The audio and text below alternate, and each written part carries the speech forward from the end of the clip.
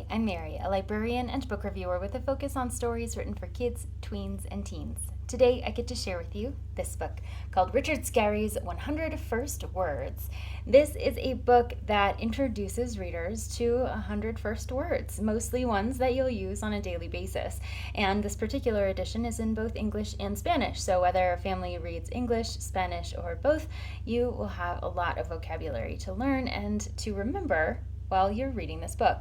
If you are fans of Richard Scarry, you're also going to recognize a lot of familiar faces from other Richard Scarry tales, and sometimes that's a really nice way to bridge the divide between one book and the next, especially for younger children. So when they see familiar characters, they'll be more inclined and inspired to read this book as well.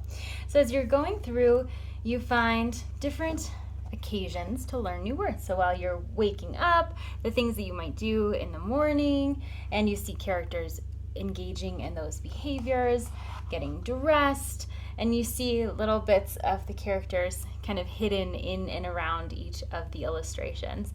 So while it's not a narrative, it does include a lot of words that kids will not only learn to recognize, but also be able to repeat on a regular basis as they're going through their day. So as they're building up this repetition, they're going to learn the words better, they're going to recognize them more in speech and in writing, and that's going to help with their early literacy skills. So you can also expand upon the book. It doesn't necessarily have to stick with just the words themselves. You can talk about what's happening in each of the illustrations. You can expand upon them, maybe talk about the child's own day. Maybe they've also been to the grocery store, and you can talk about what happened there, what things they purchased, and things like that. So there's ways to expand upon this book, and it's a great way for, as kids are starting to learn a little bit about reading themselves, they'll be able to start recognizing the visual representation of the words too.